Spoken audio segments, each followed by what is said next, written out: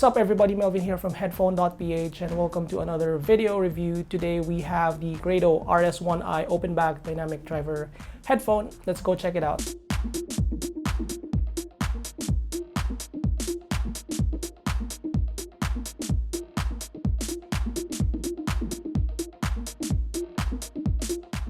The RS1i is part of Grado's reference line of headphones, and specifically this model has already been discontinued and replaced by the RS1i.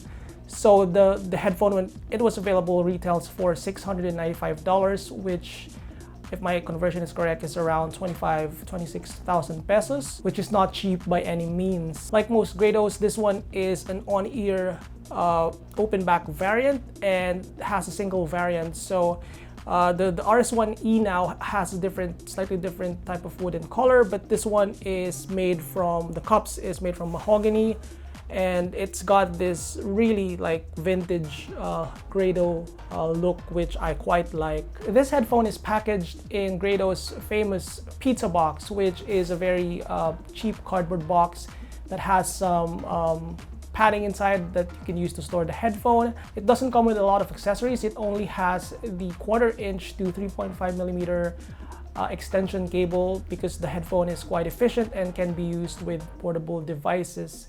The owner of this headphone sent me an additional 1/4 inch extension cord, which is nice for using it with amplification, or if you need that type of cord or that specific type of length. And he also sent me a bunch of pads, or Grado calls it cushions, which allows you to really play around with the pads and the sound signature. I did try most of them, but the review is going to be centered around the original pads here, which is called the L cushion. So I like the look of this headphone. The construction is very simplistic, so the adjustment mechanism doesn't have clicks. You just pull and push it, and it also rotates 360 degrees. The headband is a leather pad. I think this has been replaced by the owner already, but the headband is very much similar to the look of this. It doesn't have any padding, but because the headphone is so light at 260 grams, you don't really need that much padding. So the cable is dual-sided entry here. It's fairly thick, as you can see, so it kind of drags down the headphone a bit, and the default termination is this 1/4 inch adapter, which is a very good quality, I would say. What really kills it for me in terms of construction is, the pads. And Grado, they're known for providing this kind of pads, which maybe a few like, but for me and for most of people, they really don't like the quality of this one. So this isn't your typical synthetic leather or even like lambskin leather that you're probably used to with like most headphones. This one has a sponge-like texture, which really is not very good for long-term listening sessions. So this is how it looks when worn on the head. Again, as I said, I like the look of this headphone. It's very vintage, and the lightness of it is fine. The clamp is not much, but it's still very secure once you wear it. It's more of the pads. After some time, they kind of dig into your ears. Again, this is an on-ear fit, so the pad rests on top of your ears, and this rough material from the ear pads doesn't do it any justice. So after a couple of hours, I would have to take off the headphone because my ears are sore. It's a shame, because if not for this type of ear pad, the comfort would be for me B+ instead of like C+. So despite being an open headphone, this one provides some isolation. I think this is a semi-open headphone, so it doesn't leak as much as some of the other open headphones that I have, namely the Focal Clear or Focal Utopia, or even the Biodynamic DT880. And also, as a result of that, the noise isolation is not as bad as normal open headphones. So I still get some noise isolation. Obviously, this is not going to be helpful if you're using it for commute or walking around the street kind of thing. But for home use, I think this is more than enough. So Grado headphones are, for me, very interesting because they are probably the most purely audiophile type of headphone. So when you look at some brands like Sennheiser or Audio-Technica or Focal or others, they always have headphones in their line that are more consumer oriented, whereas Grados, with the headphone, the way it looks, it's more of an enthusiast type of product. And the interesting thing to me is like audiophiles at some point have owned a Grado headphone without a doubt, but more likely than not, they've decided to not keep it as they go up the headphone hobby. So I've owned some Grado headphones in the past, the SR80i, the SR225i, and briefly the SR325i, and the Grado house sound is unmistakable. So it's slightly diffuse sounding, it's forward mid-range, slightly hot upper frequencies, so the tilt is counterclockwise as opposed to like downward sloping like the consumer target is now. But the sound is like you either like it or you don't. So some people find that it is too bright or too shouty. Others find that it's very lively and energetic. And the RS1i is unmistakably Grado. So it does have, like, Grado headphones don't really deviate much from like the type of house sound that they want their headphones to have, and this one's no different. But what I'm surprised of is that the RS1i is actually not that bright. I remember the SR225i and SR325i to be kind of bright and like fatiguing after some time because of the like forward upper mid-range and the elevated treble frequencies.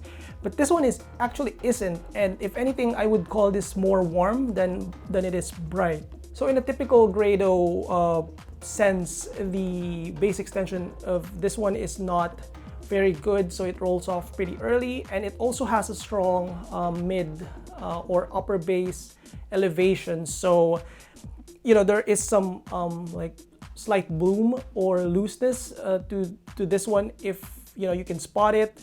But also, usually the elevation on those frequencies sort of like tries to cheat the lack of extension in the bass, which I think the headphone does quite well. The bass transitions well to the mid-range, and it gently slopes upward, going towards the 2 to 3 kilohertz, where it goes up further or higher than the like what would people mostly prefer based on the target response. It results in a very forward mid-range that is quite lively and intimate and in your face. And it's okay if that's your thing, but most people find it excessive, and that's me being included with that. The mid-range resolution is very good, but it still doesn't prevent the headphone from sounding too honky or too forward in the mid-range for some tracks. So I listen to a lot of modern tracks. I listen to Taylor Swift, and a lot of times I have to like really reduce down the volume so that the mid-range doesn't the upper mid-range doesn't get too much into my ears. I would not call it unbearable, it's just excessive for my liking. The treble can be quite hot at times, as there are some peaks in the 8 to 9 kilohertz region and past the 10 kilohertz. But I don't remember this to be as grating as the SR225i and 325i, which I've owned many years ago. I feel like the balance of this is good enough that the treble frequencies don't get too much pronounced. And for me, even playing this with my frequent rock tracks from Dream Theater, I didn't find it fatiguing. I find the treble resolution to be quite good as well. It's not really too sharp or overly sharpened or too smooth. And there's also a good air frequencies past 10 kilohertz. So it's got that like shimmer quality to it that is not very excessive, and gives that really nice liveliness and openness to like the music. Still, the RS1i, like pretty much all Grados, have a small soundstage relative to other open headphones. I think it's because of the small cup size, but also just with how the frequency response is contoured. So it's got that like intimate and lively presentation to it, which is quite fun. but soundstage is not something that you're gonna expect from this headphone. Imaging is quite good, I would say though. Despite having that like small image in your head, it's quite precise. It's not congested sounding when you get past the upper bass, the emphasized upper bass, and detail retrieval and transient response is good with this headphone as well. I think this is what the Grado headphones are known for. They are sort of the opposite of the Sennheiser HD600 and 650 line, whereas those can be veiled sounding, but and this one is more of a forward, lively, aggressive sounding type of presentation. The one interesting caveat for me though with this headphone is it just doesn't sound as big as other full-size open headphones that I have. So the focal clear is much bigger sounding than this one. Even the sealed Meze 99 Classics I find to be bigger sounding than this one, and I wonder if it has something to do with the lack of bass extension and just the overall dynamics of this headphone, because this headphone is more on the softer dynamics side of things, especially in the bass frequencies. It's probably also because the headphone is not very big. I don't know if it's just my mind playing with me that this is not a true over-ear headphone, hence the subjective impression that the sound is not big. I wouldn't say it's that big of a problem, but it's just something to keep in mind if you have open headphones that have good dynamics or that you feel sound big. As a whole though, everything sounds cohesive with this headphone. So despite the anomalies in the frequency response, the lack of extension or some accentuation here and there, I find that this headphone sounds good as a whole. So I've enjoyed my time listening to this headphone. Occasionally I would have to turn down the volume because the excess upper bass, mid bass and upper bass gets into it a little bit, but as a whole, I find this to be an enjoyable headphone to listen to. At the time of my testing with the RS1i, I also have the focal clear and Utopia, so those headphones have perhaps magnified the weaknesses of the RS1i, which is kind of unfair because of the price difference. But all in all, I think this is a decent sounding headphone if you are not the type that listens critically or wants to like really point out the nuances of the music. Like all Grados, the RS1i doesn't need an amplifier, so it's a fairly efficient headphone and can play plenty loud and plenty good from your laptop or any portable devices. I still spent my time, most of my time with this, using it with the THX 887 and the Sheet Magni 3. But all in all, amplification for this headphone is not needed. The Grado RS1i is an interesting headphone, but like most Grados, it's not really a headphone that would appeal to the masses, especially at its price of $695. If you're coming from an entry-level $100 to $200 headphones and want the next step up, you are most likely looking for something that gets as many things right. And in that case, the Grado RS1i, or I would say any Grado product, is not that. Headphones like the Sennheiser HD660S, the Hi-Fi Man Sundara, and even the Odyssey LCD2C would better serve that purpose. However, if you are a headphone collector or you want a distinct headphone in your collection, then I think the Grado RS1i is worthy of a look. It's a different sounding headphone than most headphones, I would say. If you want that like liveliness and front row concert type of experience, then this headphone is worthy of a look. Now, if you just want to experience the Grado sound, as people call it, then I think the SR80i is enough of a headphone to give you that experience, and that one's pretty cheap at slightly over $100. That's about it for the review of the RS1i headphone from Grado. What do you think of this headphone? Do you own this headphone or any other Grado headphones? I'd love to hear your thoughts in the comment section below. Thumbs up the video if you like it, subscribe for more headphone.ph video reviews, and visit headphone.ph for the text version of this review. I'll see you guys next time.